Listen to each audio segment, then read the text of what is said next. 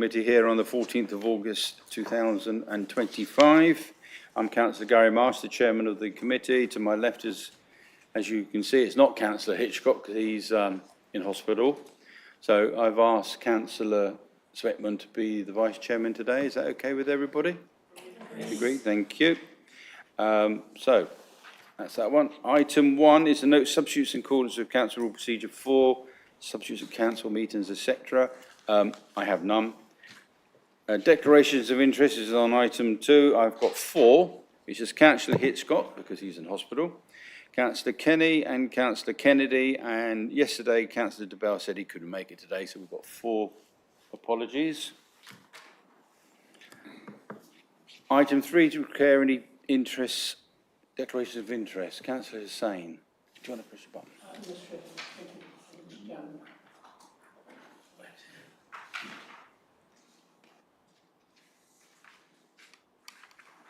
Yes, thank you, Chairman. Yes, I can see that certainly it is in obviously meets in Hammond's word. I think I have taken part in discussion in our town council meeting, but I cannot surely remember whether I voted for it or not. But I'm not quite sure. I might have, Would it be fair to say that you come with an open mind? Yes, indeed. That's what I was going to say, that I have come with an open mind. I'm sure. Thank you. Anybody else? No? Okay. Item 4 is to Excuse me, Chairman. Councillor Henwood. Yes, I was also present at the Burgess Hill Town Council Planning Committee when this item came before us. I have an open and flexible and broad mind. Excellent. Thank you. To agree by general affirmation of the minutes of the previous meeting held on the 12th of June. Agreed. I'm going to actually ask Councillor Sweatman to sign and do this because I actually was not here and he stepped up to be, he was Vice Chairman at the time and you were Vice Chairman today. So I'm going to ask him to initial and sign that as a true representation. Item 5 is to consider any items that I agree to take as urgent business. I have none. So item 6 is the only item we have on our agenda, and that's DM 230140 68 to 70 Church Walk, Burgess Hill. Andy, this one's yours. Thank you, Chair. The application is for a redevelopment of an existing 2-storey commercial building to create a 4-storey mixed-use building through the addition of new floors over the existing building footprint, including partial demolition of the first floor to accommodate 10 flats over the top 3 floors and retaining the existing commercial and retail use on the ground floor. The application site is located within the town centre of Burgess Hill with the shop frontage onto Church Walk and a service entrance to the rear on Crescent Way, and then the council car park is opposite that to the rear. As can be seen on the plan, the main building occupies pretty much the whole site apart from just the small service yard at the rear. To the west is 72 Church Walk with a cafe on the ground floor and residential above, and then at 66 is a coffee shop and barber shop with 12 flats above that.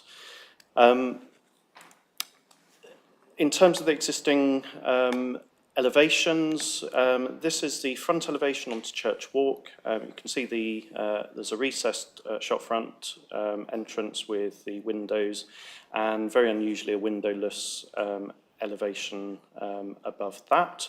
And then to the rear is the retail, the service area with the main door, a canopy above, window above that, and then an external stair leading to a high-level door. And you can see from the section through the site, this is the recessed entrance and the wall at the rear of the site. What is proposed is to retain the existing building footprint on the ground floor. So this is up to this area here. So on the ground floor, it's merely internal changes at that point, with the servicing area separated out from the new residential area. So you will have a dedicated refuse storage for the commercial use on the ground floor, staff and WC, leading out to the retail yard at the rear. And then you'll also have separated out from that the retail, the residential refuse area, residential cycle area, and the entrance to the flats above, through a lobby area and a gym and a store building. And then you've got the staircase fairly centrally within the building, and the lift core in the centre of that. Above that will be, on the first floor, 4 new flats, with 2 of them being adaptable and accessible. These are these 2 units here. And they will all have recessed balconies in each corner. And you can see from here that just adjacent to the stair court is a new light well area.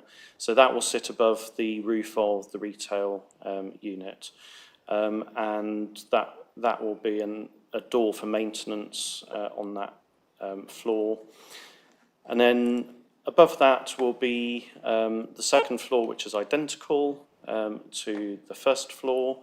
Then above that, the third floor with 2 flats on that, with the building set back from the front and the rear elevations, with full width balconies to both the front and the rear, and also additional balconies overlooking the Lightwell area.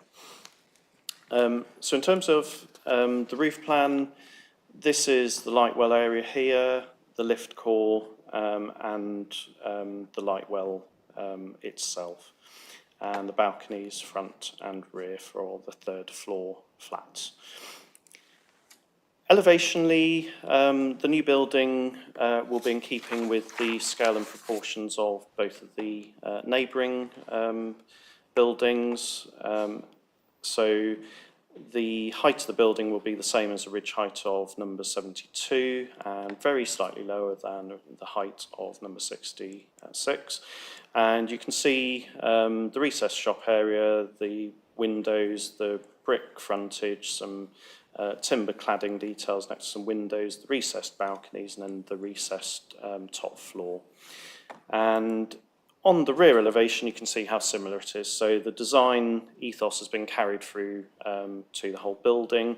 And on the ground floor, you can see the separation between the servicing area for the retail unit and the new residential entrance. This view is just shown with the walls in place. So this is actually what you would see if the building were to be built. And just to show a mailbox next to the residential entrance and the cycle store. And this view is just showing the view without the walls in place.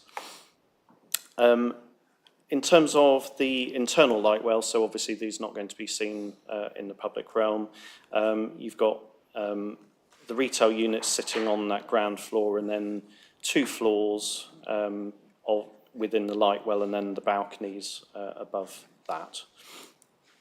And here's the section through the site just at the back of the buildings looking side on. This is the entrance, that's the wall to the front with the residential gym and store. Then you can see just the recessed balconies above that, and then how the building is set back from where the existing building line actually is at the moment. In terms of the assessment of the application, in terms of the impact on the neighbouring block of flats at 66 Church Walk. So that's just to the southeast of the site. I just want to let you know of the internal layout of this building, just for your information. So this is what was approved under the planning history, under the planning permission. So this was the October 22 planning permission for the provision of 8 flats on sort of the two-storey upward extension. And that was on the 2nd and 3rd floor. This was what the ground floor would look like with no changes, but you just had some residential bikes and bin storage included as part of that application. What's significant here is really that little gap between the buildings. So this is all within the application, within the neighbouring site. But that is quite crucial in terms of the planning assessment and how it impacts on the residential amenity of the neighbouring flat. So in terms of the original first floor plan, again, it was sort of a courtyard cutout above the ground floor retail or commercial area, and in so doing it was able to provide free orientations of windows, plus some other windows facing directly towards the brick wall of the application site. In addition, there was also a window looking straight back down that gap. So on the first floor, this was the later permission for the prior approval application. And you can see you've got the living accommodation all as one, with a front window, a side window, and a window looking onto that recessed courtyard. Then a hallway, then a bedroom with one window there, and then another window to the gap to the side. Then bathroom, and then a kitchen window and a dining room window, which were all part, the kitchen and dining room windows were also part of a bigger living room with a window to the rear of the site. And then going back to the original planning permission for those second, third floor areas, a similar layout but minus a window. So you've got windows to the front for the living space, in addition to the windows over onto that courtyard, and a kitchen there. Then another window to the bedroom, looking onto the wall of the application site. Then for the other flat, a bathroom window, and then a separate living room with kitchen, sort of living room and dining room windows in 3 directions. And then a similar layout on the top floor as well, but including some terraces to the front and the rear. And then this is what the approved elevations were like. So you can just see through the gap the windows facing from that back, from that rear flat living room area towards Church Walk. And then in side elevation, this darker section is the recessed courtyard with a large window facing, and then 2 windows either side of that. And then you've got the windows directly facing the site, closer to the rear wall, to the side wall. In terms of what the application site looks like at the moment, this is the building in question with the recessed shop front entrance, the shop front, and then the blank elevation above that. You can just make out the gap between the buildings to number 66, which is shown a bit better here, and you can just make out the windows of that neighbouring block of flats. And then to the rear, this is where that flank wall is quite prominent in the street scene, with the servicing area, the canopy, the external staircase, and the walls onto that. And then you can see the setback of that neighbouring building at the top floor level. So In essence, the application is a windfall development within the built-up area of Burgess Hill, where there is a presumption in favour of development. It's considered to be in keeping with the design and scale of the surrounding properties, with no adverse impact to neighbouring amenity. The recommendation is subject to a legal agreement to secure the necessary infrastructure contributions, and if by the 14th November the applicants have not submitted or completed that legal agreement, then the application will be recommended for refusal under delegated powers. So hopefully that legal agreement can be signed within that 3 months.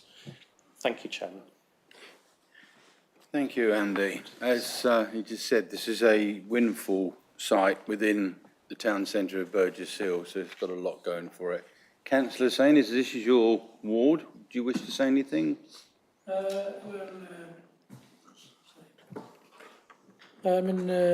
No, at the moment I don't have anything to say. Okay. Really. Okay, thank you. Okay. Anybody else wish to say anything? Councillor Brown. Thank you very much, and thank you, Andy, for your explanation. First question is, has the 66 Church Walk DM 231161 been built out, and was that what we just looked at in the presentation? Do you want to answer that, Andy? Yes, it has been, yes. It has been built, that's Yeah. what we saw just now. Yeah. Those flats have been built to that specification. Yes, it's that building there. Sorry? Uh, That is the building? That's the building, yes. Fine, thank you. Yeah. Thank you very much. The second point is about the ventilation. When I was reading this, somewhere in the documentation, it said that the ventilation was afforded by the light well. And I can see that, but I didn't see any mechanical or electrical description of the ventilation. So, I mean, I've read the various comments from the urban designer over a year or more, and I can see her struggling to determine whether this was, you know, meeting the design guide. And I mean, I wouldn't want to live in one of these because of the light well. Depending on the light well, perhaps that's one thing. But the other thing is, you know, if you've got kitchen and you've got ventilation of the kitchen extracts, and you know, I can see it being really not a very satisfactory arrangement. So, any comments that you'd like to make supporting the ventilation and the light well? I'd be grateful to hear those. Thank you. Andy? Yeah, thank you, Councillor Brown. Yeah, as you can appreciate, the application has gone through several iterations in design terms, and originally officers raised concerns about the nature of the windows, nature of the rooms facing onto that light well, which could cause overlooking issues between the properties. So in terms of the final layout, which is what I've just tried to get up on the first floor level, for example, we've got a bathroom window on this side, and then effectively the hallway for both those units. And then the other windows are within the communal areas of the building, and then the kitchen is sort of more central, away from that light well. Does that answer that? Thank you, Chairman. I'll just come back. Yeah, Thank you please. very much. Yes, I can see that the overlooking issues and the light issues have been improved. But my point, I think, and thank you for that, but my point is about the actual ventilation, you know, from the kitchen, you say is not, are you saying it's not dependent on the light well and the ventilation of the kitchen is provided in some other way? Is there some evidence of that in the It's condition 5. condition 5? Condition 5 covers that. Thank you. The last part of it, internal noise levels and means of ventilation to ensure thermal comfort. If the windows are all closed, then the applicant has to, can you see it? Okay, thank you, Chairman. It's okay. Anybody else? Councillor Cherry. Yes, thank you, Chairman. Now, I'm coming from a strictly non-surveying background, but I just want to ask. It might seem very obvious that is there an impact? What impact is there on the current building's foundations when you add 1 or 2 extra floors? I mean, is the impact on the foundations That's actually building looked regs, at? isn't it? Yeah. It's building regulations. That would be covered with. Yeah, with under that. building regulations, that will be. Yeah, So they because would I'm have not to familiar get with a that. structural engineer in to do all that, To do all just to make sure. that. Yeah, thank you. Thank you for Any confirming problems? that. Right, I can see no more speakers. So councillor Sane, is this your ward? Would you like to propose this? Yes, I'm sure. I mean, when the Push a button. sorry, I forgot about that. Yes, I mean, similar applications been there in this town area before, you know that, and I think it's okay according to the plan. Yes, I quite agree, and I recommend for approval. Okay. I propose it to one for approval. Yeah. Councillor Sweatman, are you seconding it? I'll second that, councillor. Okay, so we've got a Or chairman, proposed. rather, sorry. We've got a proposal and a second. I actually think this is a good scheme, personally. I think it's to take away that horrible blank wall, which is there now, and have a windfall of 10 small flats. I think it's an excellent, and it is you if you want to live in there. You live in there. If you don't want to live in there, don't live in there. So can we go to the vote, please? And it's green if you approve, red if you don't, and yellow if you are abstaining.